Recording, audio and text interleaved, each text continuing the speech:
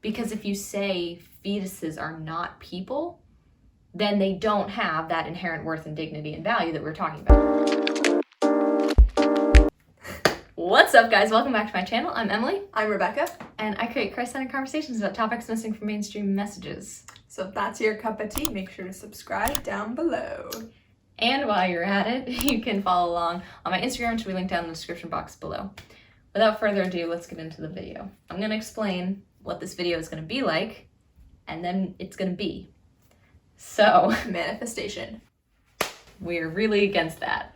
It's a joke. So for the first part of the video, we're just going to explain why we are pro-life, and then the second part of the video, we're going to address some of the common arguments and or phrases that we have heard, seen from the pro-choice side. So let's just do it. Let's get into it. Question 1. Do people have inherent value? If you say no, we're very sorry, but this video is not for you. There's not a lot we can do to help you. But you should definitely stick along for the ride because I think we could change your position. Yes. By the end of this video. And that could help the algorithm. Yeah, so we're not actually even going to address the no to people having inherent value, because even if you say people don't have inherent value, the fact of the matter is you live your life as if people do have value. Mm-hmm. And that is the basis for any social justice issue that you claim to promote on your Instagram stories. If people don't have inherent value, what's the point of doing all these things? So anyway. So if you don't actually know what it means, like click pause, go look it up and come back so that we can all be on the same page, you know? Yeah. So on the other side, if you say yes, people have inherent worth and value, we would agree. So yippee. Now we're going on to the second question. Are fetuses people? This is probably like the crux of where the biggest divisions come out. Because if you say fetuses are not people, then they don't have that inherent worth and dignity and value that we're talking about. But the basic thing is, when people are wondering whether a fetus is a person or not, they're basically trying to figure out, they're not wondering, will the fetus become a person? Mm-hmm. Because everybody knows, like, once the child is born, they're like, oh, it's a baby. Like, no one's like, wow, that's not a human, that's not a person. Right. If you do say that, we're not talking to you. So then the question becomes, at what point did they become a person? Mm-hmm. Is it at birth? If so, that's a location issue. They're either inside the womb or they're outside the womb, and why is that a big deal? Mm-hmm. And then the other arguments that come up are when they have a heartbeat. So like, no, they don't become a person until they have a heartbeat. But unfortunately, the pro-choice argument still wants to kill babies that have heartbeats. So yeah. The problem is it's really hard to have a middle ground here in this argument. You are either for it or you are against it. You can't be logically consistent in the middle, unfortunately. And that is the problem with logically and following things to their logical conclusions, because if you're saying a fetus is not a person because of the XYZ location, dependency, consciousness, heartbeat, you find people who I'm sure 99% of everyone would agree that your grandfather, who might be on life support or is dependent on you to help him, or no one's going to tell you your grandfather is not a person, is or not somebody, a human being who right, has inherent value, if we want to go back to that first question. But you can't, if you're going to say, okay, yeah, if they're on life support, so they're dependent, or they're in a coma, so they don't have consciousness, or they have a pacemaker. So they don't have a heartbeat. That doesn't make them not a person. So if it doesn't make the older people who suffer with these things not a person, then we can't apply that same thing to a fetus and say, well, in that case, it does make them not a person. All right, so the thing about personhood is that the fact of the matter is, when you're trying to decide who is a person and who is not a person, that's bad. Like, it just is bad historically, no matter what way you cut it. That's how the Nazis put Jews in concentration camps. That's why Black people were enslaved in America. That's why there's still slavery going on in parts of the world today. That's why Muslims are being put in concentration camps, because the people in power are saying, you are not a person. And yet we, the people who have been born, are saying to the people who are unborn, you do not have inherent worth and value. You are not a person. That's oppressive. And like they always say, I feel like every person who's ever been through school and takes history class and it's like, I hate history, why do I have to take history? And they're like, because you have to learn from history so that we don't make the same mistakes. I kind of feel like we're making the same mistakes. And these aren't small mistakes. I want to say genocide. Yeah, it's millions. What's the stat? Like 60 million babies per year or something like that? It's horrific. And we look back at our history, and I'm just going to go with Nazis because that was a genocide as well. And with slavery, it's a little different. Still horrible. But with genocides of that sense, it was one person saying, I am human, and saying, but these people, they're not human. Yeah. Therefore, I'm going to wipe them out. Because that's the logical conclusion of somebody not being a person. Not that like automatically we're killing everything that's not people, but like there's much less of a fight against killing something like trees, for example. I know obviously trees, the reason why we want to protect the trees is because they protect the people. You know? The reason why we want to protect the animals is because they're food for the people. Like, it keeps coming back to the people. But it's not because the trees have inherent worth and value because they're dignified people. It's because they're helping the people with inherent worth and value and dignity. And so when you say to one group of people, you're not people, who cares whether you kill them or not? Like, what's really the point? If they're not people, it doesn't matter. And I think that's also where, obviously, you can see a problem would arise for if you look at that two sides of, obviously, we're very passionate about saving unborn babies because for the most part it's unborn. Though, have there been some people who, wasn't there something where someone, like, they were allowed to kill them outside the womb as well? Because the mother had intended to get an abortion, but the abortion failed. And the baby was born alive instead of born dead. And so there's a whole controversy over whether you should be able to kill that baby still now that it's outside the womb. And so many people were like, well, of course you can, because the intention was to kill the baby. Like, that baby is not wanted. And that is that just boiled down the whole pro-choice argument, because you can say all of these other things about like the mother's choice and blah, blah, blah, and like all these phrases that everybody says, but the fact of the matter is you want to kill babies because they're inconvenient. It's not really about like, well, I believe it's because the person, like, they gain personhood at birth. Well, that's not true now, because that's not being followed through. Well, I think they gain personhood at heartbeat. Well, that's not true, as you continue to say like, well, we should be able to have abortions in the 3rd trimester. It's scary. It's scary what's going on. And it's heartbreaking. Yeah. I think the inconvenience would probably, it's also, I mean, it's honestly an argument in and of itself, even if people won't admit to saying that. But there are so many things in this world that are inconvenience.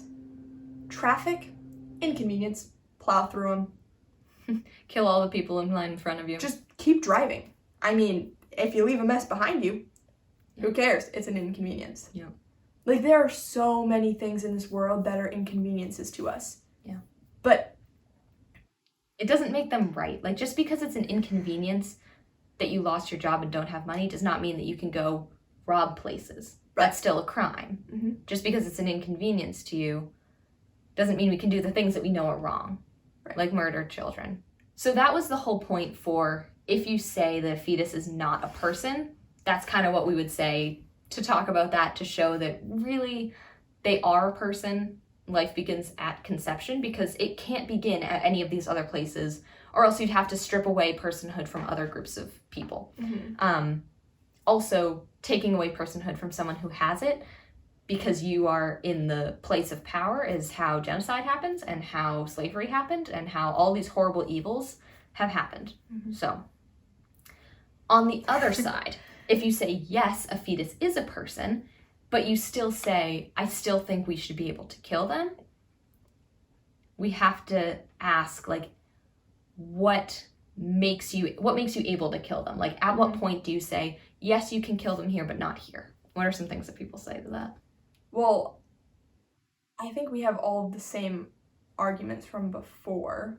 It's basically the same thing. They're saying you can kill them because of their location, because of the child's location in my body. You can kill them because they're dependent on me, that they're using my life source to provide for them.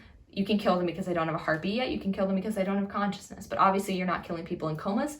Obviously you're not killing people who have pacemakers. Obviously you're not killing people on life support. Obviously you're not killing the 3-year-old who's dependent on you, right? Like, if you're a mother, just because your child is inconvenient doesn't make you able to kill them. Right. Because it's not just the fetus inside of you who's dependent. She's 17 and she's still dependent on her parents. 100%. It is a little different because there's a certain type of dependency where, like, you could go out and get your own food and get your own shelter. And if they kicked me out, I could, like, survive. But a 3-year-old can't. 3-year-old out. Or, like, an old person who's actually dependent on life support or who's dependent on some life-giving support, that's the same thing, then that doesn't mean that we can just kill them just because they're dependent on something to live. That doesn't count. We don't make that argument in other cases. There's so many examples of this where there are different people who are dependable on other people. There are people, like, there's so many, and no one would ever say, yeah, we can kill them.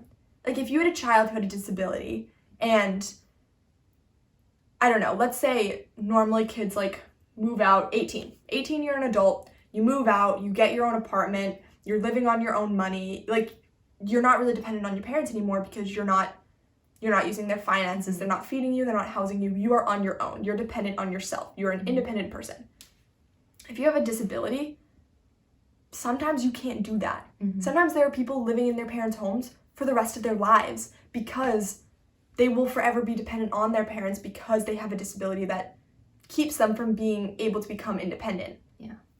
Are you gonna tell me that a parent's gonna look at that child and say, you're 20, you're now an inconvenience to me because you're still living in my home, you're still taking my finances, I still have to feed you. So, yeah, I'm done with that. I'm just gonna kill you. Yeah. That would never be okay. Yeah, no, that's not okay. You would never be able to say, this person's an inconvenience to me, so I'm going to get rid of them. And part of, like, statistically speaking, abortion, specifically in Iceland, which I'm sure you all know the statistic, there are basically 0 cases of Down syndrome in Iceland. Do you want to know why? Because when they find out that a child has Down syndrome, they kill them in the womb. So you're telling me that not only that the fetus doesn't have inherent life, but specifically because the fetus has a disability, therefore we should be able to kill them. This is modern day eugenics, and this is disgusting. And it's happening in real life, and people don't talk about it. Like, right now, it's July, and so it's Disability Pride Month. Nobody's saying, hey, we're actually killing the people with disabilities when they're fetuses. Because they're fetuses, and people don't care about the fetuses. Yeah. So anyway, that's just my little point about disabilities there. It affects these people a lot. I feel like that was all for our first point. Can I quickly say the illustration thing? Just because I like it. All right, there's one illustration that I've heard from some pro-choice arguments, which is basically just that, they ask, if there was a man in your house, do you have the right to kick him out? And everyone's like, yeah, of course. And so they're like, okay, same thing with abortion. Like, they're in your womb, you can kick them out, so to speak. Here's the problem with that illustration. One, gosh, there's a lot wrong with this illustration. One, they're not just sitting in your house uninvited. It's not a big burly man sitting uninvited in your house. You invited them into your house. You want to know why you invited them into your house? Because you had sex with somebody else. Got him. So, as we all know, sex creates babies.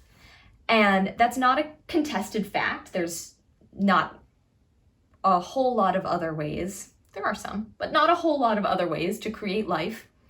Basically, you have sex. There's always a possibility that you could get pregnant. And so when you have sex, you need to know, I could get pregnant. And that's fine. If you want to, from a Christian standpoint, we could argue whether or not you should have sex before marriage from a Christian standpoint. But basically, just speaking about the pro-life argument, you can make the decision to have sex. And that is the decision that you make, but you have to be able to make that knowing that what could possibly come out of that is a new life. And so if you're not willing to have a new life, don't have sex. We are not looking down on you or shaming you or saying that you're a horrible person for having sex. All we're saying is that if you choose to have sex, you need to own up to the consequences of that. Because no one is under the impression that babies come from somewhere else. Unless you're like a little kid who has watched whatever movie, Storks. Yeah. And thinks that storks bring babies. They don't. If you're having sex, you know that sex makes babies. And so therefore, if you are consenting to sex, you are consenting to possibly conceiving and giving birth to a child. Yeah. That also brings up something else too. So one more thing that I wasn't going to talk about, but now just got... What about the... Oh, wait, there's something else. Okay. We have so many things to say, but really I'm in the middle of this illustration here. One thing that we just need to be aware of when we talk about abortion is the fact that abortion is used by many human traffickers as a way to continue to promote prostitution and to use these children and women and sell them off for their services, which is sex, and which is, well, it's not just sex, it's rape. They're allowing other men to rape these women, sell them for money, and then if the women get pregnant, either A, big deal, okay, now they have to go off and live alone and they're abandoned with a new child. Mm-hmm.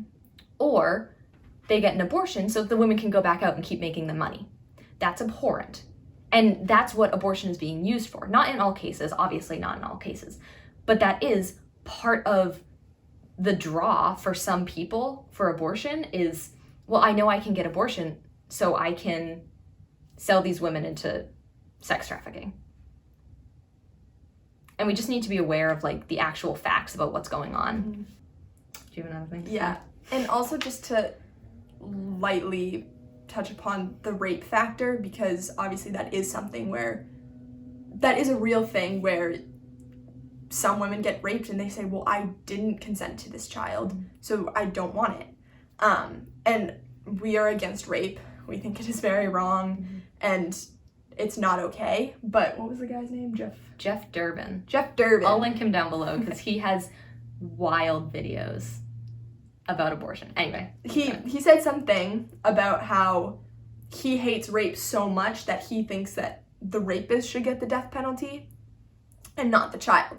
Which, in a lot of cases, people are against the death penalty. And I don't want to put brackets around people and say all pro-life people are for the death penalty and all pro-choice people are against the death penalty, because people believe different things and can agree with different things and whatever. But I think sometimes pro-choicers will say to pro-lifers, well, you can't support the death penalty if you're pro-life. But I would say you can't be against the death penalty if you're not willing to give the death penalty to a rapist, but you're willing to give it to an innocent baby. Yeah.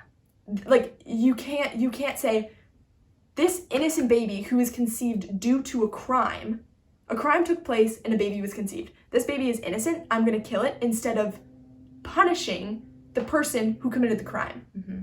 And we're all up in arms because I know a lot of rapists, and again, I'm kind of going off on a tangent because I do believe that rape is a bad thing, and I think rapists should be punished for that. Mm-hmm.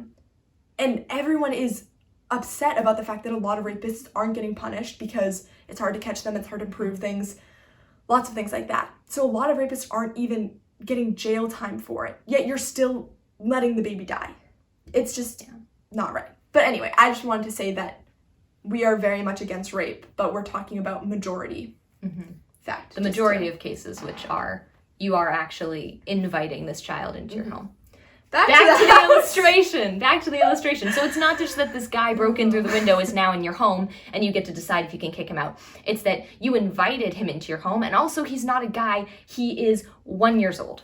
So you invited this baby into your home, and this baby is now sitting on your living room floor, and you're not just kicking the baby out and giving it back to its mother, you're killing the baby in your home. Can you do that? If you say yes, we have some problems. If you say no, but you're still pro-choice, you have some cognitive dissonance that you need to work through, because that's the same thing. And I also just wanted to say that if you are saying yes, it's okay to kill the baby even when you invite it in, and just flat out kill it, then I almost want to thank you for being upright about the fact that you're okay with murder. I disagree with you, and I strongly disagree with you, and I don't think that's okay. But I know that a lot of times we like to butter up what we're saying and say the woman gets a choice to terminate her pregnancy. Mm-hmm. And if you're willing to say, I am okay with a woman murdering her child, then you are standing behind your argument, mm-hmm. and I applaud you for standing behind your argument and bringing it to its logical conclusion. Again, strongly disagree, but at least you're standing behind what you're saying. Yeah. Because a lot of people honestly refuse to use the word kill, mm-hmm. or murder because they know that's wrong. Morally, they know that's wrong, and they're not okay with it. What's really difficult is that so many people nowadays are trying to find this middle ground in the abortion argument, but there really is not a middle ground. Like, you kind of just have to pick a strong side. You're either all for it or you're all against it. And if you're all against it, you need to just be okay with the fact that you are supporting the killing of babies. And we can then have a conversation about that. But the problem is, conversation can't happen between someone who's pro-life and someone who's pro-choice if the someone who's pro-choice cannot even agree with the fact that what they're supporting is killing of babies. Right. We need to be on the same page if we're going to have a logical conversation about this. The other thing is, obviously, if we were sitting down and talking with somebody face-to-face who had had abortion or not had an abortion, we're going to approach this probably a lot more gently than we are right now. We're simply stating our reasons for why we're pro-life and some reasons we have against the pro-choice position. But if we're sitting down with somebody, we're not going to be talking as bluntly as we are. So please let's just give each other some grace. We would obviously approach an interpersonal relationship differently than filming something to go on YouTube.